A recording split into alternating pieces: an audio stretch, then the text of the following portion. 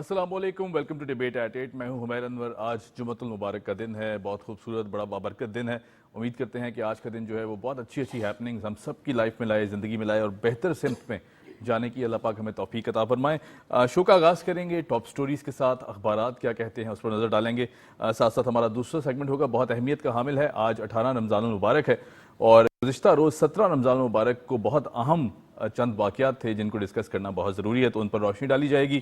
بہرحال جی، شو کا باقاعدہ طور پر آغاز کرتے ہیں. موسمیاتی تبدیلیوں سے پاکستان کو شدید خطرہ اور نقصانات ہوئے ہیں. باہمی تعلقات کو فروغ دیا جائے گا. تجارت کے فروغ کے لیے دونوں ممالک کو مل کر کام کرنا ہوگا، ایسا کہنا تھا آنریبل پریزیڈنٹ آف پاکستان صدر آصف علی زرداری صاحب کا. ان کی ملاقات ہوئی برٹش ہائی کمشنر سے، جین میریٹ سے، اور یقیناً بہت مستفید رہی، بہت فائدہ مند یہ گفتگو کا سلسلہ رہا جو یہ ملاقات تھی. کیونکہ ظاہر ہے جو موسمیاتی تبدیلیوں کی بات یہاں کی گئی ہے، ڈیفینیٹلی ہم نے دیکھا کہ چاہے وہ 16 ماہ کی پی ڈی ایم کی گورنمنٹ ہو یا پھر کیئر ٹیکر سیٹ اپ ہو یا پھر موجودہ الیکٹڈ سیٹ اپ ہو، تینوں سیٹ اپس میں یہ بات بہت زیادہ اہمیت دی گئی اس کو کہ جو موسمیاتی تبدیلیاں ہیں اس کے تھرو پاکستان کو بہت زیادہ نقصان ہوا ہے، جبکہ پاکستان کا جو شیئر ہے وہ نہ ہونے کے برابر ہے اس موسم کو خراب کرنے میں. بہرحال جی، بہت اہمیت کی حامل تھی یہ ملاقات بٹوین دی ٹو کنٹریز. امتیاز فرحان صاحب ہمارے ساتھ موجود ہیں، سینئر جرنلسٹ ہیں. امتیاز صاحب، ویلکم ٹو دی شو. کیسے ہیں جی؟ بہت اللہ کا کرم. امتیاز صاحب، سب سے پہلے تو رمضان مبارک آپ کو، کیونکہ ظاہر ہے بہت خوبصورت مہینہ ہے اور سب کی جو روٹین ہے وہ بہت ڈفرینٹ انداز سے تبدیل ہو جاتی ہے. بہرحال جی، اب اگر روشنی ڈالتے ہیں اس خبر پر، کیونکہ ظاہر پاکستان برطانیہ کے جو تعلقات ہیں وہ کسی تعارف کے محتاج نہیں ہیں. ہم نے دیکھا کہ ماضی میں بھی بہت سارے پلیٹ فارمز پہ اس طرح کی جو ملاقاتیں ہیں وہ ہوتی رہی ہیں. ہم وکٹوریا امپائر میں ایگزیکٹلی بالکل امبریلا ہماری وہی ہے. امبریلا وہی ہے بالکل. تو کس طرح دیکھتے ہیں کل کی جو ملاقات تھی صدر صاحب کی ود برٹش ہائی کمشنر؟ کیونکہ ظاہر ہے جب نیا سیٹ اپ آتا ہے، نئے پریزیڈنٹ آتے ہیں، تو یقیناً جو امبیسڈرز ہوتے ہیں وہ اس طرح کی ملاقاتیں تو ڈیفینیٹلی کرتے ہیں اور پھر اس طرح کی جو سچویشن آگے بڑھتی ہے. تو کل کی ملاقات کو کس طرح دیکھتے ہیں؟ بسم اللہ الرحمن الرحیم. دیکھیں، جو بھی ایمبیسڈر ہوتا ہے اس کو لائک پریزیڈنٹ اپنے کنٹری کا سمجھا جاتا ہے، کیونکہ ریپرزینٹ کر رہا ہوتا ہے کنٹری کو ایمبیسڈر خاص طور پہ. اور آپ نے دیکھا تھا کہ ابھی چند روز پہلے چائنیز ایمبیسڈر بھی ہو کر گئے تھے. اور پھر ابھی جو ہماری 23 مارچ ہوا تھا تو اس میں بھی دیکھا کہ بہت بڑا اوکیزن ہوا تھا. ہمارے سعودی وزیر دفاع یہاں تشریف لائے تھے. وہ ہمارے guest special guest chief guest وہ تھے، اور اس میں ایک بڑا ہم نے پروگرام کیا تھا 23 مارچ کا. اسی کنٹینٹ میں اگر دیکھیں گے تو اسی سیکوینس کے اندر ہم اس کو دیکھتے ہیں. اب ایک جو آپ نے اپنے انٹرو میں ایک بات کہی، ایک تو وہ ہے کہ بھئی ٹھیک ہے، دو ممالک ہیں ہمارے، وکٹوریا وہ جو ہم امبریلا کہتے ہیں وہ بھی ہے، لیکن جو موجودہ صورتحال ہے خاص طور پہ جیسے موسم کے حوالے سے جو ہمارے معاملات ہیں اس حوالے سے بھی کہ، لیکن یہ تو ایک بیس ہوتی ہے کہ جناب یہ اس موضوع پہ بات ہوئی ہے، لیکن اس میں تمام اوورال موضوع آتے ہیں اس کے. اور یہ بالکل صحیح ہے کہ اگر پاکستان عالمی سطح پر کافی حد تک اسٹیبلش کرنے میں کامیاب رہا ہے کہ اس کا جو اس وقت سینیریو ہے، جو یہ ماحولیاتی تبدیلی ہے، اس میں ہم مائنس میں بھی نہیں ہے، -% میں بھی نہیں ہے، لیکن افیکٹ ہونے والے ممالک میں ہم تقریباً اس وقت تک تو ٹاپ پر ہیں، اوپر ہیں. پیچھے جو برساتیں ہوئی، سیلاب آئے اس کے اندر. لیکن ایک ہمیں یہ بھی اسٹیبلش کرنا چاہیے خاص طور پہ ہمارے انٹلیکچوئل کو، تھنک ٹینکس کے لوگوں کو، خاص طور پہ میڈیا کو، کہ جو کمٹمنٹ دنیا نے ہمارے ساتھ کی تھی، جو کیٹیگر جو 16-18 مہینے سے، اور اس میں ایکسیپٹ کیا تھا، یو این او کے سیکرٹری جنرل نے ایکسیپٹ کیا تھا اور تمام ممالک نے ایکسیپٹ کیا تھا. جو ہمارے ٹیلی تھون بھی ہوئی تھی، مختلف روابط ہوئے تھے، وزیر خارجہ بلاول بھٹو صاحب تھے، اور اس میں کمٹمنٹ ہوئی تھی، وہ کمٹمنٹ پوری نہیں ہوئی تھی. تو ہمیں یہ باور کرانا چاہیے، نہ صرف باور کرانا چاہیے بلکہ سب کو مل کر ریئلائز کرانا چاہیے کہ نقصان میں ہمارا حصہ کیوں آپ نے رکھا ہوا ہے. ہمیں کمپنسیٹ بھی کریں کہ جو ہمارا ایک رائٹ بنتا ہے، ورنہ تو ہم پوری دنیا پھر ہم سے کیوں ڈیمانڈ کرے گی کہ جناب آپ یہ بھی کریں وہ بھی کریں سارا. اس سینس میں سمجھتا ہوں بہت اچھی ایک ملاقات ہے. مجھے اس حوالے سے پریزیڈنٹ زرداری صاحب کا ایک وہ انٹرویو بھی یاد آ رہا ہے کہ جس میں انہوں نے ایک اپنا بیفور الیکشن انہوں نے ایک اپنا جو ایک فیوچر ویژن تھا اس کو جو شیئر کیا تھا. ان کا یہ تھا کہ بلوچستان کو ایک زرعی صوبہ بننے کا. ہمارا معدنیات کے حوالے سے تو بہت اہم ہے وہ، اس میں کوئی دو رائے نہیں ہے، لیکن اس کے ساتھ ساتھ زراعت کے حوالے سے بھی. اور اس میں ان کی جو پلاننگ ہے وہ تاجکستان سے جو گلگت بلتستان سے وایا جو پانی ہے اس کو بلوچستان تک یہاں پہ لایا جائے. اور یہ بھی ایک بہت بڑا منصوبہ ہے، ہمیں ساتھ دینا چاہیے. ہم تو سمجھتے ہیں کہ جس کو پریزیڈنٹ زرداری صاحب سے کوئی اختلاف ہے اس کو بھی کم از کم جہاں مملکت کی ترقی کا معاملہ آتا ہے پیچھے آگے ہمیں کھڑا ہونا چاہیے, ساتھ کھڑا ہونا چاہیے, اور ایک ویژنز ہے مختلف ہے, چل رہا ہے برٹش. اچھا آپ نے چونکہ ذکر کیا بلوچستان کا, یقیناً ہمارا بہت خوبصورت خطہ ہے, بہت اہمیت کا حامل ہے, خاص طور پہ سی پیک کو لے لیں, گوادر کو لے لیں. ابھی موجودہ صورتحال میں ہم نے دیکھا جس طرح موسمیاتی تبدیلیوں کی بات کی جا رہی ہے, ابھی ریسنٹلی ہم نے دیکھا کہ کل بارش ہوئی ہے بہت زیادہ وہاں پر, اور پھر ہلکی پھلکی سی جو سیلابی صورتحال ہے وہ بھی کریٹ ہوئی ہے. اس سے پہلے گوادر میں بھی ہم نے دیکھا کہ سیلابی صورتحال تھی. ظاہر ہے جو موسمیاتی تبدیلیاں اس کی مد میں جو وعدے آپ جس طرح آپ نے کہا وہ پورے نہیں کیے عالمی برادری کی طرف سے, یہاں پوچھنے کا مقصد یہ ہے کہ اگر یہ ساری چیزیں ہیں, کیونکہ ظاہر ایگزسٹ کرتی ہیں, لوگ دیکھ بھی رہے ہیں, دنیا دیکھ بھی رہی ہے, پھر بھی تھوڑی بہت خاموشی اختیار کر لی جاتی ہے اس پوری سچویشن میں. پیسے اناؤنس کیے گئے, وہ بھی نہیں دیے گئے جو کہ کاپ کانفرنسز میں ہم سے وعدے کیے گئے. کیا کہیں گے اس حوالے سے؟ دیکھیں اس میں سمجھتا ہوں سب ہماری غلطیاں ہیں, زیادہ تر ہماری غلطیاں ہیں. ہم اختلافات کو اسٹیٹ کے لیول پر لے کے جاتے ہیں, جو ہمارے آپس کے پرسنل ہوتے ہیں. اول تو یہ سیاسی اختلافات ہوتے ہیں, اس کو ہم سیاسی نظریاتی میں تبدیل کر کے پھر ذاتی اختلافات میں لے آتے ہیں اس میں, اور پھر ہم ساتھ کھڑے نہیں ہوتے ایک دوسرے کے, تو اس کی وجہ سے ظاہر ہے کہ افیکٹ ہوتا ہے. ہمیں اس بارے میں کنٹینیو گفتگو کرتے رہنا چاہیے, خاص طور پہ میڈیا پر تو ہمیں گفتگو کرنی چاہیے. اور آپ دیکھیں دنیا میں جو سویلائزڈ ہوتے ہیں یا جو ترقی پذیر ممالک ہوتے ہیں وہ اپنی ترقی کے لیے بہت کچھ کرتے ہیں. ہمیں خطوط بھی لکھنے چاہیے جو متعلقہ ممالک ہیں, جو ہمیں as a citizen of Pakistan بھی ہمیں اپنا پارٹ پلے کرنا چاہیے. ہمیں یہ نہیں سمجھنا چاہیے کہ جناب میری کوئی حیثیت نہیں ہے یا کچھ نہیں, ہمیں بھی اپنے عوام کی طرف سے بھی اس کیمپین کو عوام کی طرف سے آنا چاہیے, اور تمام جو ہمارے بزنس کمیونٹی کے لوگ ہیں, ہماری سول سوسائٹی کے لوگ ہیں, ان سب کو ایز اے نیشن ہمیں آگے جانا چاہیے اور یہ بات کہنا چاہیے پوری دنیا سے کہ جناب آپ ہم سے ڈیمانڈنگ تو بہت کچھ کرتے ہیں ہوتے ہیں, لیکن آپ ہمارے جہاں پہ معاملہ آتا ہے, ہم آپ سے کوئی وہ نہیں کر رہے, یہ ہمارے ایک افیکٹ ہوا ہے, آپ کی وجہ سے افیکٹ ہوا ہے, صرف ہم اپنی وجہ سے نہیں. جو اگر گلوبل وارمنگ ہے تو ہماری وجہ سے نہیں ہے, پاکستان کی وجہ سے, دنیا کے بڑے بڑے ممالک کی وجہ سے. تو بھائی اس وارمنگ میں اگر ایسا ہے, ہم جب افیکٹ ہوتے ہیں تو ہمارے ساتھ ہمارے کھڑا ہونا چاہیے ساری چیز. بالکل ٹھیک ہے. اچھا ایک بہت اہم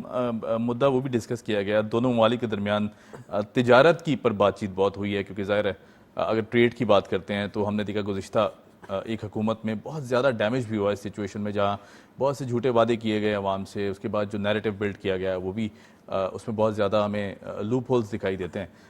کیا کہیں گے کتنا, کیونکہ ظاہر مشکل تو ہے, جو معاشی چیلنجز تھے انہیں کافی حد تک کور کرنے کی کوشش کی گئی ہے, لیکن ہم واپس بیک آن دا ٹریک اگر دیکھیں پاکستان کو آنے والے 5 سالوں میں, کیونکہ ظاہر الیکٹڈ سیٹ اپ ہے. یاد ہوگا ہم انہی پروگراموں میں کئی مرتبہ بات کر چکے ہیں کہ مثال کے طور پر آپس میں اپنی ہی مثال لے لیں کہ اگر ہم فائنانشلی یا ہم یہ سمجھے کہ بہت زیادہ کمزور ہو تو مجھے اور آپ کو ہمارے قریبی عزیز قریبی دوست بھی قرضہ نہیں دیں گے, ساتھ چھوڑ دیتے ہیں. اور اگر قرض دے رہا ہے کوئی ہمارے ساتھ کھڑا ہونے کو تیار ہو رہا ہے تو اٹ مینس کہ ہماری پوزیشن بھی ایسی ہے کہ ہم فیوچر میں پے کر سکتے ہیں, اس کو بینیفیشری ہو سکتے ہیں. تو پاکستان کی بھی وہی صورتحال ہے. ہم دیکھیں, میں چونکہ آپ اور ہم میڈیا سے تعلق ہے, ہماری جب میٹنگز ہوتی ہیں ہماری کمیونٹی کی, ہماری پی ایف یو جے کی, تو ہم یہ بات اس میں ضرور کرتے ہیں کہ میں سمجھتا ہوں کہ 3-4 چیزیں میڈیا پہ ڈسکشن پہ پابندی لگا دینی چاہیے, ہمیں اس کو حصہ بنا لینا چاہیے.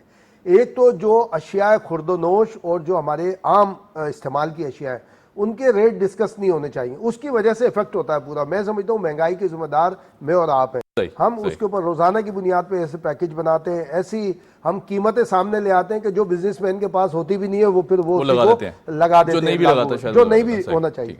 اور اسی طرح میں اپنی اکنامی کے اوپر جو ہے ایک اچھی گفتگو, آپ چینل اٹھائیں, کوئی سے رونا گانا جیسے پڑوسن نہیں آپس میں باتیں کر رہی ہوتی کہ یوں ہو گیا, تیرے آگے آئے گا, تو مر جائے گی, یوں ہو جائے گا, اس طرح کی ہم کوسنے دے رہے ہوتے ہیں. ایسا نہیں ہے ہم کہ جناب یہ تباہی ہو گئی, ہم کہاں کھڑے ہوئے.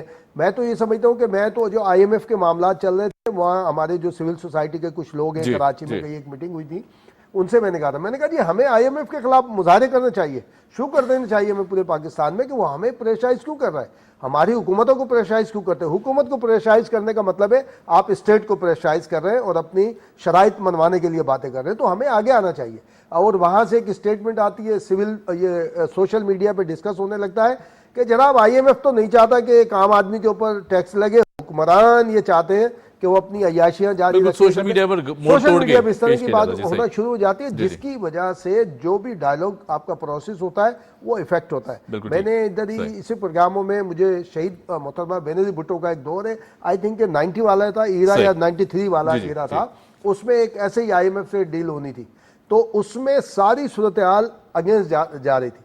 تو محترمہ شہید نے خود ایک ایسی پلاننگ کی تھی اور اس کے اندر ایسی ایک کمپین چلائی کہ IMF کا ڈیلیگیشن پریشرائز ہوا تھا کہ جناب ہم نہیں آپ کی یہ شرائط کو فلفل کر سکتے. شاید تو یہ ہمیں ایز اے نیشن ہمیں آگے کرنا چاہیے. ساری باتیں پتہ چلتا ہے کہ ہم الٹا اپنے معاملات کو اپنے لوگوں کو دبانا شروع کر دیتے. بالکل میں اس بات سے اتفاق کروں گا کہ حکومت کا بھرپور ساتھ دینا چاہیے. ہم کہیں نہ کہیں کوتاہی کر جاتے ہیں, آپ کریں برائے اصلاح, اور آپ پروپوزلز دیں کہ جناب یہ ہونا چاہیے, یہ ہونا چاہیے, یہ ہونا چاہیے, اس پہ کام نہیں ہو تو پھر آپ اس پہ بات کریں. بالکل. اچھا امتیاز بھائی, میں چونکہ ہم عالمی منظرنامے پر اگر نظر ڈالیں, بلومبرگ کی طرف سے ایک بہت خوشائند خبر آتی ہے, پاکستان میں نئی حکومت کی سربراہی ریفارمز دوست وزیر اعظم کے ہاتھ میں ہے. یہ بہت ایک اہم سٹیٹمنٹ ہے, اور ساتھ ساتھ انہوں نے یہ بھی کہا کہ پاکستان کو مستحکم حکومت میسر آئی ہے. اور ہم دیکھتے ہیں کہ ایک طویل مدت کے بعد بلومبرگ یا جو عالمی ادارے ہیں اس طرح کے جو صحافت سے جن کا وابستگی ہے, وہاں سے یہ خبر آتی ہے کہ جی ایک مستحکم حکومت, جبکہ ہم نے دیکھا کہ کافی ساری جگہ سے انٹرنلی بھی ہمارے اندر کچھ ایسے ایکس فیکٹرز ہیں جو کہ نہیں چاہتے کہ پاکستان آگے بڑھے یا حکومت جو ہے وہ پراسپرس دکھائی دے, جس طرح آپ نے بھی ذکر کیا, چاہے سوشل میڈیا کو لے لیں یا پھر ایک مخصوص جماعت کو لے لیں. جس طرح کی اب یہ سچویشن ہے جو یہ نیوز سٹوری بتا رہی ہے, کیا کہتے ہیں کہ آنے والا جو فیوچر ہے پاکستان کا وہ کتنا برائٹ دیکھتے ہیں آپ؟ دیکھیے میں تو ہمیشہ سے ہم تو برائٹ ہی دیکھ رہے ہیں, ورنہ تو ابھی تک تو جس طرح سے گزشتہ 18-20 سال سے ہم کر رہے ہیں دیکھ رہے ہیں. دیکھیں سازش کس کے خلاف کیوں ہوگی؟ آپ کے جب آپ ترقی کر رہے ہوں گے تو آپ کے خلاف میں بھی آ جاؤں گا کہ بھائی کسی اس میں یار اس کو گرانا کیسے, کیا کرنا ہے. ادروائز آپ ایم ہی چل رہے ہیں تو ہم کہیں گے یار چلنے سے چل رہا ہے, کیا فرق پڑتا ہے. تو یہی سچویشن پاکستان کی آ رہی ہے نا کہ بھئی وہ کسی نہ کسی کو تھریٹ کرتا ہے, کہیں نہ کہیں آتا ہے کہ جناب اس کے خلاف سازش ہونا چاہیے. بہت ساری چیزیں ایسی آتی ہیں. تو لیکن اب جیسے بلومبرگ یہ لے کے بیٹھے ایک شروع ہو جائے گا کہ جناب یہ تو ایسے ہی ہے, یہ تو ایویں خبر چلوا دی ہے, یوں کر دیا گیا ہے. تو بھائی جب آپ کے حق میں آتی ہے یا آپ کو سوٹ کرتی ہے, آپ کہتے ہیں واہ واہ دم دم مسکل اندر ہو گیا, یہ صحیح ہے. تو میں سمجھتا ہوں ایک آپ اس کو کیا کہنا چاہیے, ایک کرائیٹیریا ہے جو اس طرح سیٹ ہوتے ہیں. بلومبرگ نے ایک اپنی رپورٹ دی ہے, ظاہر ہے کہ اس کا میرا آپ سے کوئی تعلق نہیں, اگر چلے میں نے بھی بنوائی, میں نے خبر لگوائی ہے مثال کے طور پہ, تو ہے تو لگائی ہے نا اس نے. سر آپ کو یاد ہے 2019-20 میں ٹرانسپیرنسی انٹرنیشنل کی بھی ایک خبر آئی تھی جس میں یہ کہا گیا تھا کہ جو کرپشن انڈیکس ہے اس میں اضافہ ہوا ہے, وہ خاموشی اختیار کر لی گئی. خاموشی پھر ان کے خلاف ہو گئے تھے, جبکہ وہ جو گیلانی صاحب ہیں ان کی تعریف زمین آسمان ملایا جاتا تھا جب وہ حکومت کے اگینسٹ ہوتے تھے کسی اور حکومت کے. تو یہ تو چلتا ہے, لیکن ہمیں اس کو درمیان میں رکھ کے کم از کم جو ہمارے پولیٹیکل ایشوز ہیں یا معاملات ہیں اس کو لے کر ہمیں اکنامیکل ایشوز, سوشل ایشوز کو افیکٹ نہیں کرنا چاہیے. اس کو ہمیں بڑے آگے پروموٹ کرنا چاہیے آگے کہ جی میرے عمر سے اختلاف ہیں کہ یہ سارے, لیکن جب ہم پی ٹی وی پہ بات کریں یا پروگرام کی بات کریں گے تو ہم کہیں گے اس کے لیے ہم اس کو بہتر کرنے کے لیے کیا کر سکتے ہیں. بالکل ٹھیک ہے, بالکل صحیح ہے. اچھا میں اگر چونکہ ڈسکس کرنا چاہوں کہ ظاہر ہے بڑا پازیٹیو میسج ہمارے وزیر اطلاع صاحب کی طرف سے بھی آیا ہے. وہ کہتے ہیں جی سوشل میڈیا پر سب سے بڑا چیلنج جعلی خبروں پر قابو پانا ہے, کیونکہ ظاہر ہے جب ہم بات کرتے ہیں سوشل میڈیا کی, جس طرح ہم ڈسکس کر رہے تھے, بڑا ریلیونٹ ٹاپک ہے, اور جس طرح کی یہ اب ڈسکشن کی گئی ہے, کیونکہ ظاہر ہے کافی ٹائم سے پاکستان یہ چیلنجز فیس کر رہا ہے کہ کوئی بھی ایسی بات ہوتی ہے, مس انفارمیشن یا ڈس انفارمیشن کا ایک بڑا طوفان ہمیں دکھائی دیتا ہے سوشل میڈیا پر. اس کو کس طرح کنٹرول کیا جائے؟ ہماری جو ذاتی وہ ہے اخلاقیات ہیں وہ کیا کہتے ہیں ہمیں؟ دیکھیں عمیر, میں اس بارے میں اس پہ بہت ساری ڈیٹیل ہوئی ہے سابق گورنمنٹ میں, اور اس سے پہلے کی جو 3.5 سال کی حکومت تھی اس میں بہت 2-3 مرتبہ اس معاملے میں گفتگو. میں سمجھتا ہوں کہ یہ جو صورتحال ہے اس کا مقابلہ ہی نہیں کرنا چاہیے. مقابلہ کرنے کا مطلب یہ ہوتا ہے کہ ہم اس کو اہمیت دینے لگتے ہیں. جب اہمیت دینے لگتے ہیں تو ڈسکشن بنتی ہے کہ یار کچھ ہے تو اہمیت دینے, اس کے بجائے جو ریالٹی ہے اس کو ہمیں اسپیڈی کرنا چاہیے کہ ریئل پوزیشن ہے. بالکل اس کے اوپر ہمیں جو اپنا جو پازیٹیو ایک معاملہ ہے اس کی سپیڈ پکڑنی چاہیے. اس کو ہم نے آگے جتنا زیادہ ہم اس کو وائرل کر سکتے ہیں سوشل میڈیا پہ, ریئل میڈیا پہ. لیکن آپ دیکھیں کتنی ہی چیز سوشل میڈیا پہ چل رہی ہو, جب تک وہ ریئل میڈیا پہ نہیں آتی اس کی ایتھینٹسٹی نہیں نہیں ہوتی. بنتی. لوگ کہتے ہیں یار کہاں دیکھا تم نے, یار میں نے واٹس ایپ گروپ میں دیکھا تھا فلاں, یار نہیں ہوگا یار, آگے چلو اس میں کرو. تو یہ سب سے بڑا اس وقت ایڈوانٹیج ہے. تو میری تو یہی گزارش ہوگی, ہماری ان سے بھی نہیں ہو سکی تانور صاحب سے, جب یہ آتے تھے, جب اسپوک پرسن تھے تو اس وقت تو ایک آدھ دو ملاقاتیں ہوئی تھیں. تو انشاءاللہ یہ ابھی ہے, ہم عید کے بعد اسلام آباد میں ہماری کمیونٹی کی جو جرنلسٹ کمیونٹی ایک ہے, تو پورا جو بھی ہوگا, میں تو کہتا ہوں مقابلہ نہیں کرنا چاہیے اس کا. مقابلے کا مطلب یہ ہوتا ہے کہ سامنے والے کو آپ نے سوشل میڈیا کو اہمیت دی. اچھا, جس نیریٹو میں یہ بات ہے ایک سیاسی جماعت یا ایک جماعت کی طرف سے سمجھ لیں, تو میں سمجھتا ہوں اس کو پوری اب سب سمجھ چکے, آہستہ آہستہ معاملات آ رہے ہیں, لیکن ان کا جو چیزیں آتی ہیں نا اس کو ڈیفینڈ کرنے کے بجائے جو ریئل صورتحال ہے اس کو زیادہ سے زیادہ اسٹیبلش کیا. اچھا, عطا طاہر صاحب نے ایک اور طرف بھی اشارہ کیا, انہوں نے کہا جی کہ صحافیوں کو سوشل میڈیا پر تصدیق کے عمل کو اپنانا چاہیے. اس کا واقعی فقدان دکھائی دیتا ہے مجھے. میں نام نہیں لوں گا کیونکہ ظاہر ہے کچھ جرنلسٹ کو میں فالو کرتا رہا, ان کی جو بات کرنے کا انداز ٹی وی پر ہوتا ہے وہ ڈیفرنٹ ہوتا ہے, جب وہ سوشل میڈیا پہ آتے ہیں تو ان کا ایک اور ہی رنگ دکھائی دیتا ہے. تو میرا خیال یہ بھی تو کہیں نہ کہیں ڈیول سپلٹ پرسنالٹیز ہیں جس کو کنٹرول کرنا بہت ضروری ہے. اس کا میں انتہائی افسوس کے اور دکھی دل کے ساتھ کہوں گا, اس کو پروموٹ کرنے والے بھی ہم ہی ہیں جو یہ تنقید کر رہے ہیں, چاہے اس کو سرکاری سائٹ کہہ دیں یا دوسری پولیٹیکل سائٹ کہہ دیں, وہی ان کو اہمیت دیتے ہیں. میں اور آپ انتہائی آرام کے اخلاقیات کے دائرے میں رہتے ہوئے اپنا صحافت کرتے ہیں, تو میرے اور آپ کو اگنور بھی کر دیا جائے گا, ٹیلی فون اٹینڈ. جو کرٹیسائز کرتا ہے, جو دو نمبری کرتا ہے, اس کا آپ سمجھے کہ جسٹ ایک میسیج ہوگا تو وہاں پہ شروع, ہاں عمیر کیسے ہو, طبیعت, یار بس میں آدھا گھنٹے لیٹ ہو گیا, اس میں وضاحتیں شروع ہو جاتی ہیں. تو یہ رویے بھی تبدیل کرنے پڑیں گے کہ اگر کوئی ریئل ہے, صحیح بات کرتا ہے, صحیح کام, اس کو آپ اہمیت دیں. جو نہیں کر رہا اس کو اہمیت دینے کی کیا ضرورت ہے, بھلے آپ اس کو, یعنی ایک سوشل رسپانسبلٹی عوام کی طرف سے بھی دکھانے کا نہیں, سرکار کی طرف سے بھی ہونی چاہیے. سرکار کیوں ریسپونڈ کر رہی ہے, سرکار کے لوگ کیوں ریسپونڈ کر رہے ہیں, ان لوگوں کو اہمیت کیوں دے رہے ہیں, جبکہ جو صحیح کام کرنے والے لوگ ہیں, جو سچ بول رہے ہیں, سچ دکھا رہے ہیں, سچ بتانے کی کوشش کر رہے ہیں, ان کو کیوں نہیں اہمیت دی جا رہی, انہیں کیوں نہیں پروموٹ کیا جا رہا, بجائے اس کے کہ ان کے پیچھے لابنگ کی جاتی ہے کہ یار فلاں کو روکو, اس کو یار سمجھاؤ ذرا, یہ ہاتھ اولا رکھے, چھوڑ دیں اس کو. آپ کتنے ہی کچھ کر لیں وہ ہاتھ اولا نہیں رکھے گا.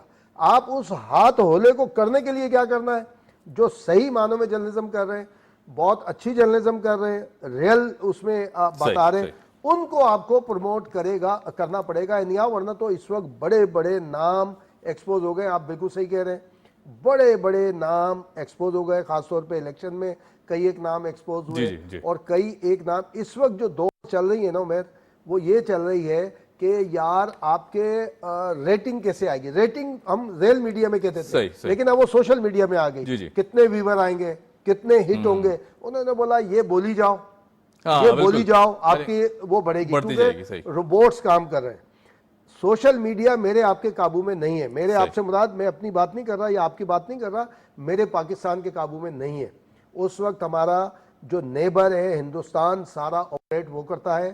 چاہے آپ فیس بک دیکھ لیں, چاہے آپ ٹک ٹاک دیکھ لیں, انسٹاگرام دیکھ لیں, سارے کے سارے. یہ میں نے فواد چودھری صاحب سے بھی کہا تھا اور شکوہ کیا تھا میں نے جب یہ دوبارہ آئے تھے. میں نے کہا آپ کو 2019 میں بتایا تھا ہم نے کہ یہ نہ کریں, ریئل میڈیا کے اوپر پابندی پہ نہ جائیں خدا کے لیے. اب اس وقت ان کے جو حرکات تھیں, جو انہوں نے خواہ مخواہ کی ریئل میڈیا پہ پابندیاں لگائی تھی, ڈیوز روک لیے تھے, اس سے ہوا یہ کہ آپ کا کیپٹل, جو آپ کی ایڈورٹیزمنٹ کا ایک بڑا بجٹ ہے کروڑوں ڈالر میں, وہ فلائی کر کے جاتا ہے پڑوسی ملک میں. اس کے ذمہ دار وہی والی حکومت ہے. اگر وہ ریئل میڈیا کو یہ نہ کرتے, پریشان نہ کرتے, اور یہ نہ کرتے کہ جناب ڈیجیٹل میڈیا پہ جائیں اور آپ کو جانا پڑے گا, تو ڈیجیٹل میڈیا آپ مجھے دیتے, میرے یہاں پر کرتے, جیسے دنیا کے کئی ممالک میں ان کا اپنا ہے. اب ہو کیا رہا ہے عمر, پروڈکٹ میری پاکستان کی, سیلر پاکستانی, بائر پاکستانی, اس کی ایڈ کون چلا رہا ہے, جو ہندوستانی, جو باہر کا ہے. تو یہ ہمیں غلطیاں تسلیم کرنی چاہیے, ریئل میڈیا کو اپنے اسٹیبلش کرنا چاہیے. اور پاکستان کا جو ڈیجیٹل سسٹم ہے, آپ چائنا سے کیوں نہیں لے لیتے, آپ چائنا سے لیں, امریکہ سے لیں, کہیں سے بھی لیں. آپ پاکستان کا اپنا ایک سسٹم, پورا جو سوشل میڈیا آپ کے قابو میں ہو کہ کہاں کیا ہوگا. اب ہم اس پہ بڑا کرٹیسائز کرنا شروع کر دیتے, یار ایکس کیوں بند ہے, یہ پاکستان, اور انتہائی معذرت کے ساتھ عدالتوں کا یہ کام نہیں ہے بھائی, آپ کا کوئی کام نہیں ہے. ایکس کیوں بند ہو گیا, بی کیوں بند ہو گیا, سی کیوں بند ہو گیا, اس کے اوپر پھر آپ ریئل بات کریں. کہ ایکس میں اگر میرے پاکستان کے خلاف بات چلے گی تو میں کیوں اس کو چلنے دوں گا؟ کیا امریکہ میں اس طرح ہوتا ہے؟ لیکن ہندوستان چلنے دیتا ہے؟ میں جہاں اگر اس کی بات کریں کیونکہ ظاہر یہ جو ٹاپک ہے آزادی اظہار رائے کا، ہم نے دیکھا کہ جو 16 ماہ کی گورنمنٹ ہے اس میں بھی کافی امپورٹنس دی گئی باقاعدہ طور پر، اور ابھی آپ بھی دیکھتے ہیں ہم، کیونکہ ظاہر جس طرح کی موجودہ حکومت ہے اس میں بھی اس کو بڑی امپورٹنس دی جا رہی ہے کہ یہ ایک ایسا ٹول ہونا چاہیے جو کہ پروموٹ کرے، نہ کہ اس طرح کی سچویشن پیدا کرے، کیونکہ عوام کو بھی ہم پر بھی سوشل رسپانسبلٹی عائد ہوتی ہے کہ ہم بھرپور انداز سے ذمہ داری کا مظاہرہ کریں، نہ کہ کوئی بھی خبر آئی اور اس سے آگے فارورڈ کر دیا۔ آپ اور میں اپنے کئی دوستوں سے، میں بھی ہمارے جو جونیئرز ہیں میں ان سے کئی مرتبہ آپ اور ہم آپس میں، ابھی یار تو کدھر گیا تھا، تو غائب ہے یار، بالکل تو نظر ہی نہیں آ رہا، کل تیرے کو میں فون کرتا رہا۔ اس میں بدتمیزی کہیں نہیں ہے، صحیح، اس میں ایک پیار کا اظہار ہے۔ اب یہی میں بات کروں، تو نے ہمیشہ ایسے کیا ہے، تو یوں ہے، تو یہ تو بدتمیزی میں آ جائے گا۔ تو اظہار رائے کی آزادی کا مطلب یہ نہیں ہے کہ آپ کسی کے اوپر تنقید کی صورت میں اس کی تصدیق شروع کر دیں۔ آپ اگر اس طرح کی باتیں کریں اظہار آزادی رائے کے حوالے سے، ہم نے تو اس کے لیے جیل میں گئے، ہم تو کتنی مار کھائی ہے، 2-3 گورنمنٹ میں ہم نے یہ ساری چیزیں کی ہے۔ تو اظہار رائے کی آزادی کا مطلب یہ نہیں ہے، ذمہ داری کا مظاہرہ کرنا، ذمہ داری کے اندر رہیں، اور خاص طور پہ اسٹیٹ جو آپ کا ہوتا ہے، اسٹیٹ کے لیے علیحدہ آپ کی ایک سوچ ہوتی ہے، پرسنالٹیز کے لیے علیحدہ ہوتی ہے، تو اسٹیٹ اور پرسنالٹیز کو ایک ساتھ نہ ملائیں، ڈیفرینشیٹ کرنے کی بالکل، اور تنقید کریں، تصدیق نہیں کریں کسی کی بھی، اور بھرپور انداز سے آئی تھنک سپورٹ کرنا چاہیے، کیونکہ ظاہر ہے جہاں اتنے مشکل انداز سے مشکل سینیریوز میں حکومتیں کام کر رہی ہوتی ہیں، وہاں عوام اگر ساتھ دے تو دل بڑا ہو جاتا ہے میرے خیال سے۔ بالکل، عوام تو دیکھیں ساتھ دیتی ہے، جی، لیکن جو ہم جیسے بیچ میں آتے ہیں نا، وہ مونوپولیٹ کرتے ہیں بہت سارے۔ صحیح، آپ یقین کریں کئی ایک چیزیں آپ پہ بھی پریشر آتا ہوگا، ہم سے بھی کہتے ہیں، ہم پھر جو ہماری جو میٹنگز ہوتی ہیں اس میں باتیں کرتے ہیں ہم، ادروائز نہیں، ورنہ تو اتنے بڑے بڑے اینکرز ہیں، اتنے بڑے بڑے ویلاگر ہیں، جرنلسٹ ہیں، ان کے ایک ایک ویلاگ کو آپریٹ کیا جا سکتا ہے، اس کا پوسٹ مارٹم کیا جا سکتا ہے کہ وہ صرف اپنے ویورز کے چکر میں اور صرف ڈالر کے۔ اب کیا ہو رہا ہے، ایک کام اور ہو رہا ہے عمید، کہ اب قانونی طریقے سے لوگوں کو پیسے پے کیے جا رہے ہیں۔ مثال کے طور پہ میں نے اسٹیٹ کے اگینسٹ یا کسی اگینسٹ میں نے ایک بڑا ویلاگ کر دیا، اب پتہ چلا روبوٹ نے میری ریڈنگ بڑھانا شروع کی، میرے ویور اگر مجھے آج ملے تھے $500 اور ایک ہفتے کے بعد میرے اکاؤنٹ میں آ گئے $5000۔ اب میں کیا بتا رہا ہوں، میں کہہ رہا ہوں یار مجھے تو دنیا بھر میں دیکھا جا رہا ہے، اس لیے میرے پاس اس میں بہت سارے لوپ ہولز ہیں، بہت سارے ہیں اس میں۔ تو اگر آپ ان کے اکاؤنٹ چیک کریں گے نا، جن کے پاس باہر سے پیسہ آیا ہے، ان کے آپ سارے ویلاگز اٹھا لیں، بالکل ٹھیک، بالکل صحیح، جو آپ کے اداروں کے اگینسٹ ہوں گے، جو آپ کے اسٹیٹ کے اگینسٹ ہوں گے، صرف یہ کہ میرا آپ کا نام لے کر، اس چیز کو سمجھنے کی ضرورت ہے، اس کو بہت سمجھنے کی ضرورت ہے، اس کو بھی کنٹرول کرنے کی۔ رائٹ جی، رائٹ، بالکل team Imtiaz sahab, thank you so much for joining اس۔ امتیاز فرحان صاحب ہمارے ساتھ موجود تھے، یہاں لیتے ہیں ایک چھوٹی سی بریک کے بعد جب آئیں گے تو بات کریں گے 17 رمضان المبارک کے جو اہم ایونٹس ہیں ان پر کی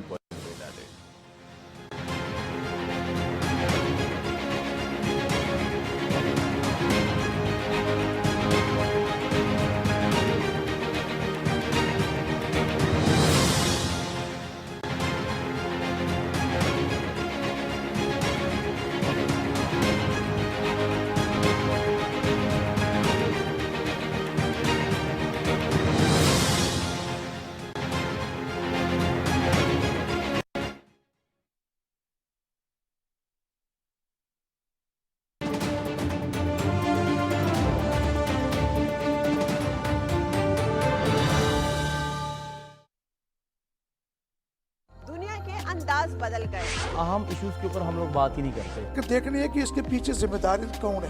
یہی ہے نا پرابلم کہ ہمیں پتہ ہی نہیں ہے کہ ہم نے اپنی بات کو رکھنا کیسے ہے۔ کیا ہم نے خود کو بدلا؟ سر فہرست جو تجویز رکھنا چاہتا ہوں وہ ہے نصاب میں تبدیلی۔ سب سے میجر پرابلم ہم فیس ہی کرتے ہیں جب پیرنٹس آ کے کہتے ہیں کہ موبائل نے ہمارے بچے کی زندگی تباہ کر دی۔ Paedophilia is the main issue as well these days جو اجاگر ہو رہا ہے۔ مہذب معاشرے اعلیٰ اخلاقی اقدار کو فروغ دیتے ہیں، جس سے ایک مہذب قوم کا وجود سامنے آتا ہے۔ باہر کی دنیا وہی دیکھے گی جو آپ کا اصل چہرہ ہے۔ پہلے آپ تو دیکھیں کہ آپ اپنی ذمہ داری ادا کر رہے ہیں کہ نہیں کر رہے۔ وہ کون سے موضوع ہیں جن پر بات کرنا بہت ضروری ہے، اور اگر ابھی بات نہ کی تو بہت دیر ہو جائے گی۔ جس سمت میں وہ لے جانا چاہتے تھے، بدقسمتی سے ہم اس سمت میں بعد میں جا نہیں سکتے۔ دیکھیے پروگرام مہذب دنیا کے سنگ اپنی ہوسٹ سارا خان کے ساتھ صرف پی ٹی وی نیوز پر۔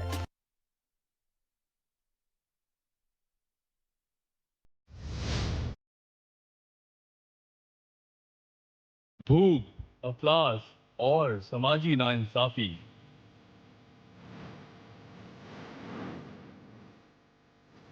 کہیں حادثوں سے پریشان تو کہیں جہالت سے لڑنے کی کوشش کرتا انسان. غفلت کے اندھیروں سے آزاد ہونے کا امکان. امید کی روح سے بدل رہا ہے انسان.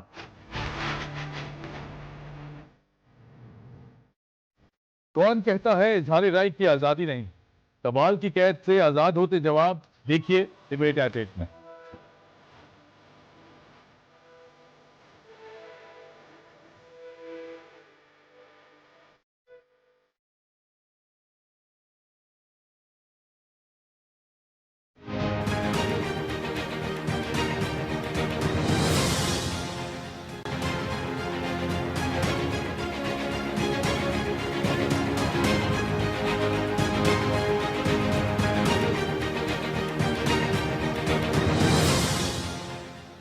Welcome back after the break. ہم نے اناؤنس کیا تھا کہ چونکہ آج 18 رمضان المبارک ہے اور گزشتہ روز کے چند اہم واقعات پر ہم روشنی ڈالیں گے. ویسے تو اسلامی تاریخ کا ہر دن بہت خوبصورت ہے. کوئی نہ کوئی اہم واقعہ رونما ہوا ہم تاریخ میں دیکھتے ہیں تو بہت زبردست انداز سے ہمیں بتایا بھی گیا ہے اور سمجھایا بھی گیا ہے کہ ان واقعات کی اہمیت کیا تھی. ہر واقعے کے پیچھے کوئی نہ کوئی اہمیت رکھی گئی. قرآن پاک کو بھی اگر ہم پڑھتے ہیں تو اللہ پاک نے ہمیں بے شمار باتیں بلکہ کائنات کا تمام تر جو تعلیمات ہیں وہاں سے ہمیں ملتی ہیں اور بہت بخوبی ہمیں سمجھ پہ آ جاتی ہیں. اسلامی تاریخ کو اگر ڈسکس کیا جائے کیونکہ ظاہر بہت اہمیت کی حامل ہے 17 رمضان المبارک کی اگر بات کی جائے وہاں دو بڑے انسیڈنٹس ہوئے جس پر روشنی ڈالنا ضروری ہے کیونکہ ظاہر ہے جہاں ایک طرف ہم نے دیکھا کہ ایک بہت بڑا واقعہ نہتے مسلمانوں کی فتح جنگ بدر میں 313 مسلمان تھے اور یقیناً جس بہادری کا مظاہرہ کیا اور سب سے خوبصورت بات اس لشکر کی یہ تھی کہ اس کی سربراہی کر رہے تھے سربر آقائے دو جہاں صلی اللہ علیہ وآلہ وسلم حضرت محمد مصطفیٰ صلی اللہ علیہ وآلہ وسلم. یقیناً ایک خوبصورت ایک ایسی شخصیت کے جن کے بارے میں ہم پڑھتے ہیں جن کی سیرت طیبہ پر روشنی ڈالتے ہیں تو یقیناً ہر ایک لمحہ ہمیں جو مشعل روشنی ہے وہ بن کر دکھائی دیتا ہے. بہت بڑی فتح تھی. یہ نہتے مسلمان تھے. ایک طرف کافر کا 3-4 گنا بڑا لشکر تھا اور یہ فتح حاصل کرنا یقیناً رونگٹے کھڑے ہو جاتے ہیں جب اس بارے میں سوچتے ہیں. دوسری طرف ایک بہت بڑا انسیڈنٹ یہ بھی ہے. ایک طرف جہاں خوشی کا ایلیمنٹ تھا کہ ہم نے آج کے دن مطلب گزشتہ روز ہم نے جنگ بدر جیتی فتح کی مسلمانوں کی بہت بڑی فتح تھی. وہاں ایک ایسا انسیڈنٹ ہے کہ جسے ہم پڑھتے ہیں تو آنکھوں میں آنسو بھی آ جاتے ہیں. حضرت بی بی عائشہ رضی اللہ تعالیٰ عنہا دنیا سے پردہ فرمایا. آج انہوں نے آپ صلی اللہ علیہ وسلم کی بہت قربت بھی رہی اور یقیناً جتنی احادیث مبارکہ آپ نے کوٹ کی یہ بھی ایک بہت بڑا صحرا جاتا ہے کیونکہ ظاہر ہے ایک ایسی ہستی پوری کائنات کے لیے ہمارے لیے والدہ کی اہمیت رکھتی ہیں اور بہت خوبصورت ہستی ہیں. جتنی تعلیمات آپ نے ہمیں دی جو خلفائے راشدین کے تھرو بھی جتنی رہنمائی آپ نے بخشی بہت خوبصورت انداز یہ جو کیفیت ہے اسے ہم بیان کر سکتے ہیں. ہمارے ساتھ موجود ہیں ڈاکٹر زنیرہ عنبر صاحبہ. کسی تعارف کی محتاج نہیں, اسلامک اسکالر ہیں. ڈاکٹر صاحبہ کیسی ہیں آپ؟ بالکل ٹھیک الحمدللہ. ڈاکٹر صاحبہ پہلے جنگ بدر کو ڈسکس کر لیتے ہیں. ایک ایسا سبق ہمیں دکھائی دیتا ہے اس جنگ کے ذریعے جو کہ حق اور باطل کے درمیان تھی جہاں ہم دیکھتے ہیں کہ 313 مسلمان نہتے تھے. نہ کوئی اسلحہ تھا نہ کوئی وہ تھی لیکن ایک جذبہ تھا.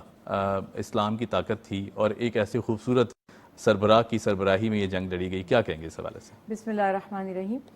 یہ واقعہ ڈسکس کرنے سے پہلے بس تھوڑی سی تمہیداً میں یہ بات کہوں گی کہ پورا کا پورا قرآن پاک اس کی ایک آیت مبارکہ اور اس میں جو واقعات ہمیں بیان کیے گئے اور ظاہر اسی میں سے وہ غزوہ بدر کا بھی جو ہم سورہ آل عمران میں سورہ انفال میں واقعات پڑھتے یہ واقعات دہرانے کا مقصد قرآن پاک میں اور پھر الحمدللہ جیسے اب ہم بھی ڈسکس کر رہے ہیں ہمارے لیے قرآن پاک کو اللہ تعالیٰ نے ہدایت فرمایا بک آف گائیڈنس. تو دراصل یہ موٹیویشن ہے یہ کانسیپٹ ہے نظریات ہیں جو ہمیں قیامت تک سپورٹ کرتے ہیں ہمت دیتے ہیں اور یہی واقعہ یہاں بتایا جا رہا ہے کہ دیکھیے جنگ کیا ہوتی ہے. جنگ ہوتی ہے ایک ناپسندیدہ صورتحال جس میں آپ اپنی مرضی سے نہیں جاتے مگر سمہاؤ آپ چلے جاتے ہیں. تو زندگی بھر یہ سلسلہ جاری رہ سکتا ہے کہ ایک تو کفر کی اور ایمان کی حق اور باطل کی جنگ قیامت تک چلتی رہے گی.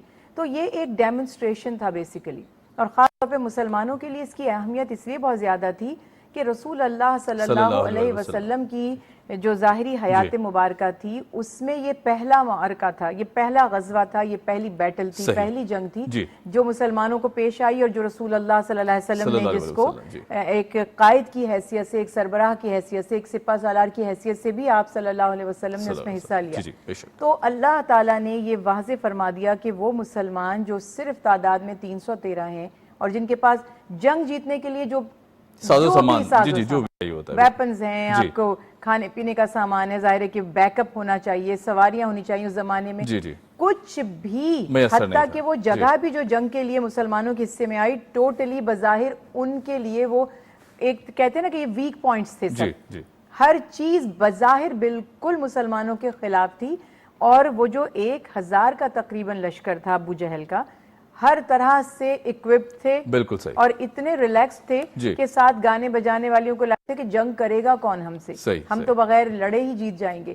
تو اللہ سبحانہ وتعالیٰ نے ان دو ایکسٹریم پہ دکھا دیا کہ کسی بھی جنگ کو جیتنے کے لیے آپ کو ویپنز کی، اسلحے کی، پلاننگ کی بھی اتنی ضرورت نہیں ہے جتنی اللہ سبحانہ وتعالیٰ پر توکل کی ضرورت. کیا بات ہے، سبحان اللہ، سبحان اللہ. ایمان سے جنگیں لڑی جاتی ہیں، جذبے سے، اور یہ بات آپ آج بھی مسلمانوں میں دیکھتے ہیں. اگر ذرا نم ہو تو یہ مٹی بڑی زرخیز ہے. اب ہم بھول گئے ہیں کہ ہماری اسٹرینتھ کیا ہے. نہیں تو قرآن پاک میں اللہ تعالیٰ پہلے فرماتے ہیں کہ تم اگر ایک ہوگے تو تم اللہ کے حکم سے 50 پر بھی غالب آ جاؤ گے. پھر فرمایا کمزور ہیں تو 10 پر.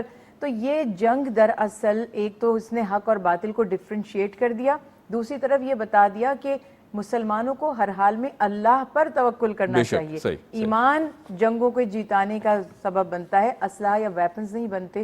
اور یہ بات ہمیں زندگی بھر میں یاد رکھنی ہے کہ جب بھی صورتحال ہمیں اپنے بالکل خلاف نظر آئے، جب بھی ہمیں نظر آئے کہ کسی طرح سے بھی ہم اس تکلیف سے باہر نہیں نکل سکتے، تو یہ جان لیں کہ سارا کا سارا اختیار، ساری طاقت، العظمت للہ، جب ہم کہتے ہیں کہ ساری بڑائی اللہ کے لیے ہے، وہ چاہیں تو کن کہہ کر جب وہ دنیا کو تخلیق فرما سکتے ہیں تو ہر صورتحال کو بدل سکتے ہیں. بالکل ٹھیک، بالکل. اچھا، جنگ بدر کی اگر بات کی جائے، بہت بڑا انسیڈنٹ ہے. جس طرح آپ نے بتایا کہ پہلی غزوہ تھی، یہ پہلی جنگ تھی جو کہ امت مسلمہ نے بھی دیکھی، اور جس میں فاتح قرار پائے، اور بہت خوبصورت انداز سے یہ جنگ جیتی گئی.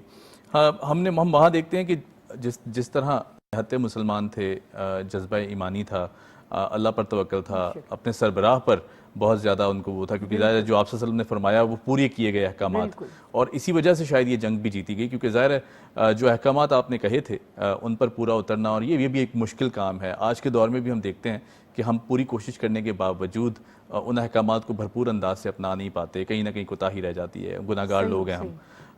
اگر آج کے دور کی بات کی جائے تو ہمیں اس غزوہ سے کیا میسج ملتا ہے؟ کیونکہ ظاہر ہے میں جو نوجوان نسل ہے اس کی رہنمائی کرنا بہت ضروری ہے. جس طرح آپ صلی اللہ علیہ وسلم نے قیادت کی اس پوری جنگ کی، جس طرح یہ جنگ لڑی گئی، جس حال میں لڑی گئی، آج ہم پریشان ہو جاتے ہیں چھوٹی چھوٹی باتوں پر. آئی تھنک یہ جو پریشانی کا ایلیمنٹ ہے یہ ہمیں کہیں دکھائی نہیں دیتا. غزوہ بدر کی جب ہم بات کرتے ہیں تو صرف ایک جذبہ دکھائی دیتا ہے جو کہ ضروری تھا. کیا کہیں گے اس سوال سے؟ اتنا اہم آپ نے سوال کر دیا ہے.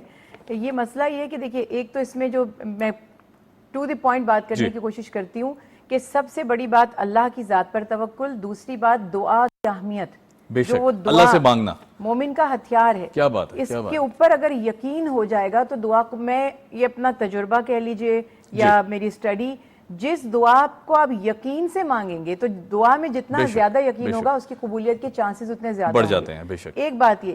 تیسری سب سے اہم بات ہے اطاعت امیر، جو آپ کا لیڈر ہو، اور وہ لیڈر اگر محمد صلی اللہ علیہ وسلم اور اس کے بعد اگر ان کے پیروکار ہوں، یہ سب سے اہم بات ہے. اور میں اس میں چھوٹی سی بات بتانا چاہتی ہوں کہ جب جنگ شروع ہونے والی تھی، ابھی جیسے سٹارٹ نہیں ہوئی تھی اور پتا تھا ابو جہل کا لشکر سامنے آ گیا ہے، تو آپ صلی اللہ علیہ وسلم کے ساتھ انصار بھی تھے، انصار مدینہ.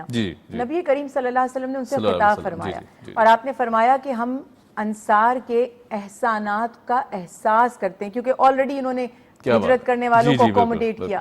آپ نے فرمایا کہ میں یہ اعلان کرتا ہوں کہ اگر تم میں سے کوئی واپس پلٹنا چاہے، کیونکہ ان کی لڑائی ہم سے ہے، تم سے نہیں ہے، تو مجھے کوئی شکوہ نہیں. یعنی آپ صلی اللہ علیہ وسلم فرما رہے ہیں کہ تم اجازت ہے. اس چیز کی ہمیں جھلک واقعہ کربلا میں بھی دکھائی دیتی ہے. وہاں بھی کیا خوبصورت کہتے ہیں، نواسے کس کے تھے، خاندان کیا ہے. کیا بات ہے. تو وہاں پہ آپ فرماتے ہیں کہ تم واپس لوٹ جاؤ کیونکہ ان کی لڑائی ہم سے ہے. تو وہ تڑپ اٹھے صحابہ، اور انصار مدینہ فرماتے ہیں آپ حکم دیں تو کیا آگ میں نہ کود جائیں, آپ حکم دیں تو سمندر میں چھلانگ نہ لگا دیں. بلائنڈ فیتھ, سبحان اللہ, اتنا ٹرسٹ اللہ کے نبی کی ذات پہ. اس سے میں یہ بھی عرض کرنا چاہتی ہوں کہ ایک یہ بھی پتا چلا کہ ایک لیڈر کے بغیر کبھی بھی کوئی تحریک کامیاب نہیں ہو سکتی. آپ نے جو ہمارے نوجوانوں کی بات کی, ایک راہبر, ایک مینٹور, ایک لیڈر چاہیے. لیڈر جتنا اسٹرانگ ہوگا اور جتنا زیادہ وہ ٹرینڈ ہوگا اور جتنا زیادہ وہ ایکسپیرینسڈ ہوگا اور جتنا زیادہ وہ رائٹ ٹریک پر ہوگا, تو وہ اپنے پیچھے ان لوگوں کو, یہ تو آپ کو کام لینے والا ہونا چاہیے. ورکر تو روبوٹس کی طرح ہیں, وہ تو کام کر لیں گے. تو یہ بڑی ہمیں یہ پتا چل رہا ہے کہ لیڈر, اور پھر اس سے محبت بھی ہو, اس کی بات کی اہمیت. تو اطاعت امیر میں یہ کانفلکٹ آپ کو وہاں نظر آ گیا کہ جب احد میں تھوڑی سی غفلت ہوئی تو وہاں نقصان ہو گیا. ایگزیکٹلی یہ باتیں ہم اس لیے کر رہے ہیں کہ جب اطاعت امیر ہوگی, جب اللہ کے اوپر بھروسہ ہوگا, جب خوف نہیں ہوگا موت کا, تو پھر کوئی آپ کو ہرا نہیں سکتا. بالکل ٹھیک ہے. اچھا, آپ coming back to the other topic, کہ ظاہر ہے ہمارے لیے اما عائشہ رضی اللہ تعالیٰ عنہا کی جو امپورٹنس ہے, میرا خیال سے جہاں سے ہماری سوچ جہاں ختم ہوتی ہے وہاں سے آپ کا رتبہ سٹارٹ ہوتا ہے. ان کی پہلے تو حیات مبارکہ پر روشنی ڈالیے گا, کس طرح کی شخصیت تھی. ویسے تو ہم الحمدللہ بینگ مسلمز کافی کچھ جانتے ہیں, لیکن چونکہ آپ بہتر بتا سکتی ہیں, روشنی ڈال سکتی ہیں, تو پلیز ذرا دیکھنے والوں کے لیے یہ جو سب سے اہم بات ہے, سب سے پہلے تو مقام ازواج مطہرات کا قرآن ریفائن کر رہا ہے. النبی اولی بالمؤمنین من انفسہم وازواجہ امہاتہم, کہ اللہ تعالیٰ فرما رہے کہ پہلے تو جانو کہ تمہارے نبی کون ہیں, تمہاری جانوں سے بھی زیادہ تمہارے قریب ان کے حقدار, اور ان کی جو ازواج ہیں, جو ان کی بیویاں ہیں, وہ امت کی یعنی ہم سب کی مائیں ہیں. تو ایک نبی کی زوجہ اور پھر اس کو ماں کا درجہ دے دینا, دونوں ہی اہمیت اس کی بہت زیادہ. اس کے بعد اب یہ دیکھیے کہ رسول اللہ صلی اللہ علیہ وسلم کی ازواج مطہرات میں حضرت عائشہ صدیقہ رضی اللہ تعالی عنہا وہ ہیں کہ جو واحد تھیں جو ان میرڈ تھیں.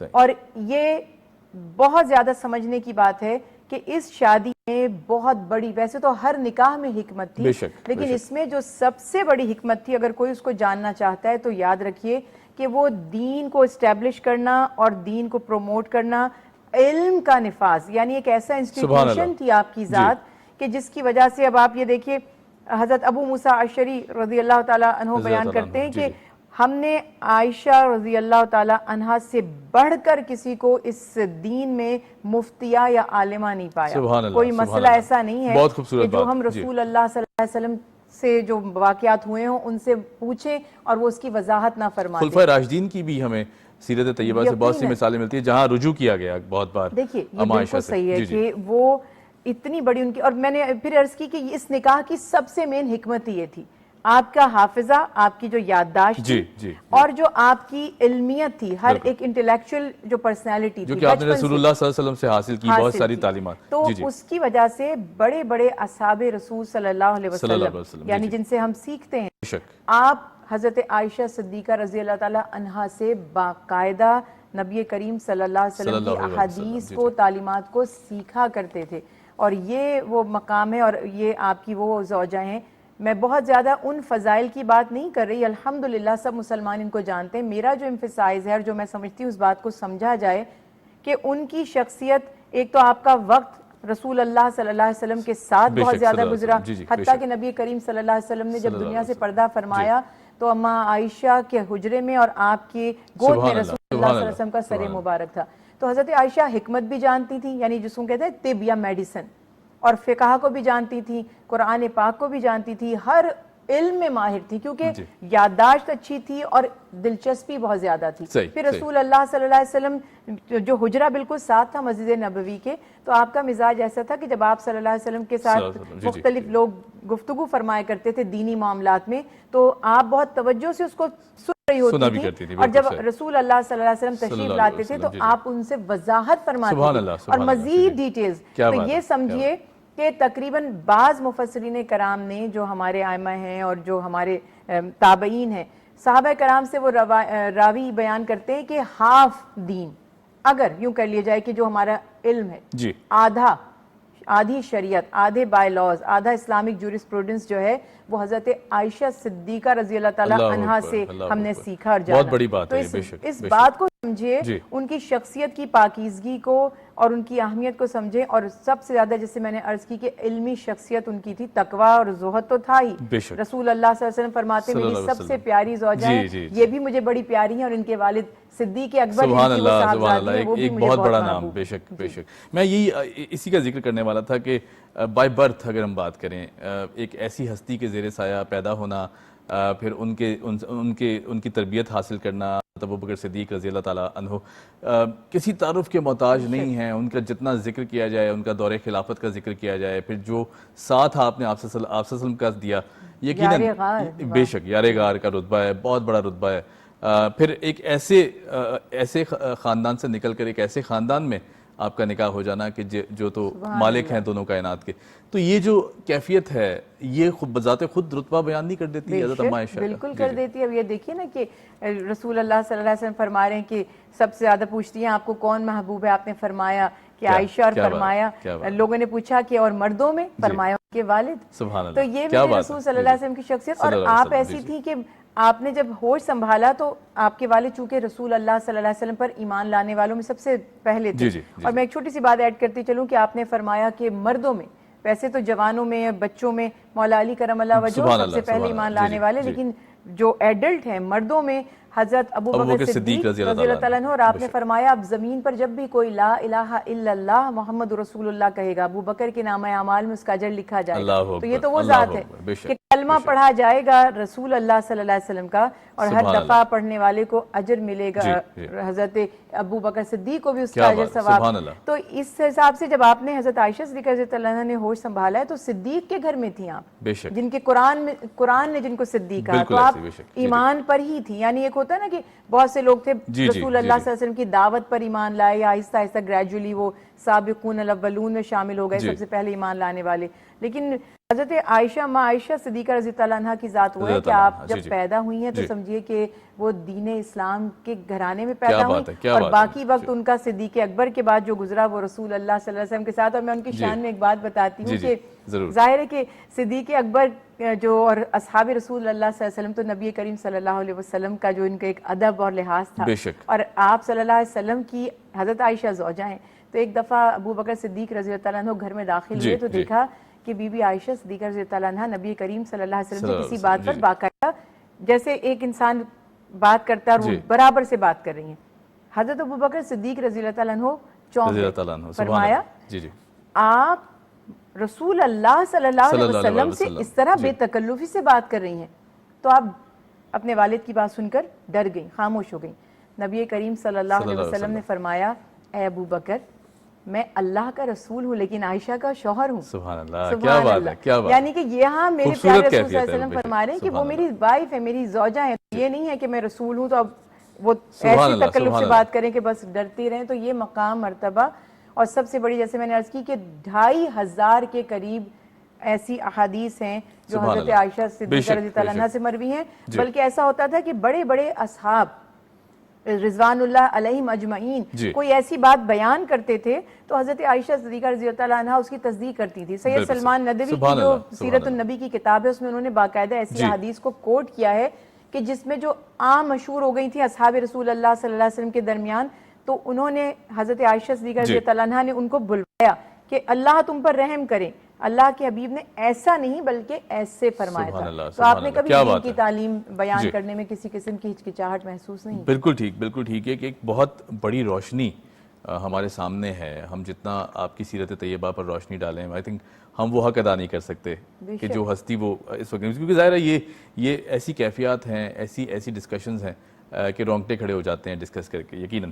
اچھا ڈاکٹر صاحبہ، کیونکہ ظاہر ہے دوسرا عشرہ ہے، اپنے اختتام کی طرف بڑھ رہا ہے، مغفرت کا جو ہمیں درس دیا گیا آپ صلی اللہ علیہ وسلم کی طرف سے، یقیناً اللہ پاک کی جو رضا ہے اسے حاصل کرنا، توبہ کر لینا ایک بہت بڑی کیفیت ہے. اور آئی تھنک میرا خیال سے یہ جو ایک ہم جھجک محسوس کرتے ہیں کہ اگر میں معذرت کر لوں گا کسی سے یا معافی مانگ لوں گا تو شاید میں بہت چھوٹا تسلیم ہوں گا، شاید یہ میری جو پاور ہے اس میں کمی آ جائے گی. معافی مانگ لینا چاہے وہ اپنے گناہوں کی ہو یا پھر کسی شخص سے ہو، اور پھر اللہ پاک سے معافی مانگ لینا کتنا بڑا رتبہ ہے انسان کی کہ دل میں پیدا کرتا ہے، یہ بتائیے گا ذرا. یہ بالکل اہم بات یہ ہے کہ انسان کے دو طرح کے حقوق ہیں نا جو دوسروں کے اس کے اوپر لازم ہیں. ایک حقوق اللہ یعنی اللہ تعالیٰ کے اور ایک حقوق العباد. دونوں میں کوتاہیاں ہو جاتی ہیں کیونکہ حقوق سیٹ تھے, فرائض طے تھے. اب اللہ کے حقوق میں کمی ہوئی تو طریقہ یہ ہے کہ جس کا قصور ہوگا معافی وہی اسی سے مانگیں گے, وہی معاف کرے گا. جب اللہ تعالیٰ کے حقوق میں کمی کوتاہی ہوتی ہے تو انسان اللہ سے توبہ استغفار کرتا ہے. جب اللہ کے بندوں کے حقوق میں کمی کوتاہی ہوتی ہے تو ان سے معذرت کرتا ہے, معافی طلب کرتا ہے.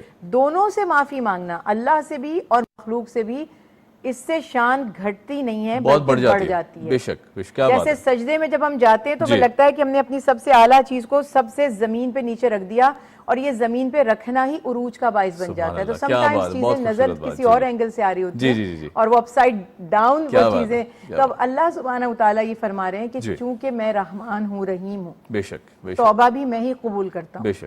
اللہ نے احکامات طے فرمائے اور ہمیں اس کا پابند کر دیا. اس کی رحمت کی انتہا دیکھیے کہ فرمائے یہ بندہ کمزور ہے کہ نہیں پورے کر سکے گا احکامات, تو توبہ کا دروازہ کھول دیا اور فرمایا کہ اے حبیب صلی اللہ علیہ وسلم قل یا عبادی الذین اسرفوا, اللہ تعالیٰ فرما رہے ہیں میرے بندوں سے کہہ دیجئے جو اپنی جانوں پر ظلم کر بیٹھے ہیں, لا تقنطوا من رحمت اللہ ان اللہ یغفر الذنوب جمیعا, کہ اللہ کی رحمت سے مایوس مت ہو جانا, مت سمجھنا کہ وہ بخشے گا نہیں, وہ تو ہر گناہ بخش دے گا. اب یہاں پہ میں نے جب یہ عرض کر دی کہ ہر گناہ بخش دیں گے تو اس کا مطلب یہ نہیں ہے کہ ہم سوچیں جو مرضی کرو اللہ تو بخش ہی دیں گے. مقصد یہ ہے کہ توبہ کا دروازہ ندامت جو نادم ہوتے ہیں ان کے لیے کھلا ہوا ہے. توبہ قبول بھی تبھی ہوتی ہے جب دل سے کی جائے. دوسری بات یہ کہ حقوق العباد میں تھوڑا سا ڈرنا اس سینس میں چاہیے کہ اللہ سے تم توبہ کرتے رہیں اور بندوں کے اوپر ظلم کرتے رہیں اور ان کا حق مارنے کے بعد ان سے مغفرت نہ کریں, تو لوگوں سے بھی معذرت کرتے رہیں, کمپنسیٹ کرنے کی کوشش کریں. زندگی میں بہت دفعہ ایسا ہوتا ہے کچھ غلطیاں ہم نے کی, اب وہ لوگ ہمیں لیٹر آن ہمیں زندگی میں ریئلائز ہوتا ہے کہ ہم نے زیادتی کی, اگر ہم بائی نیچر اچھے انسان ہیں, اب وہ لوگ ہمیں ملتے نہیں ہیں. اب کیا کریں, ان کے نام پر صدقہ کر دیں.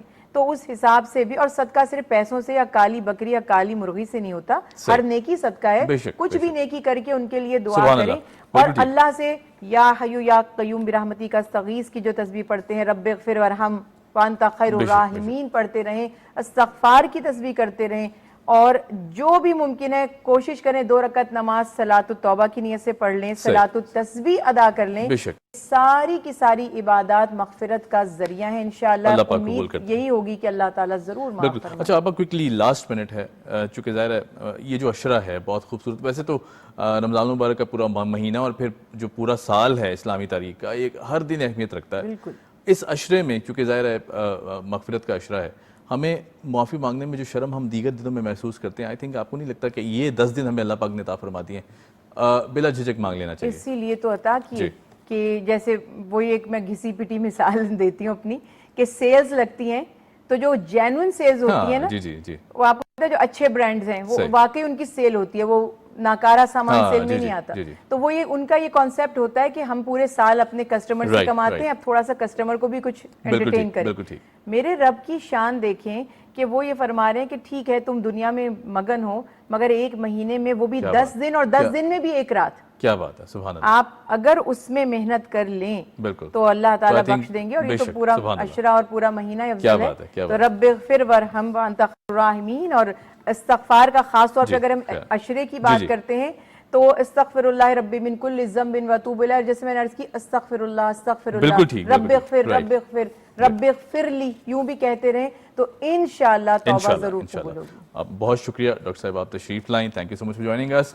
یہاں لیتے ہیں آپ سے اجازت. آن دیٹ نوٹ آپ سے لیں گے کیونکہ ظاہر ہے مغفرت کا عشرہ ہے, جتنی توبہ کر لیں آئی تھنک کہیں نہ کہیں جان بوجھ کر بھی نہیں یا بنا جانے بہت سی ایسی باتیں ہو جاتی ہیں کہ جس سے انسانیت کو دکھ پہنچتا ہے, یا پھر اللہ پاک کی جو ذات ہیں وہ کہیں نہ کہیں ہم سے ناراض ہو جاتے ہیں. انہیں بالکل معافی مانگ لینی چاہیے, ہر دن یہ کوشش کرنی چاہیے کہ معافی مانگیں. آن دیٹ نوٹ ہمیں دیجیے اجازت. Keep watching debate at 8.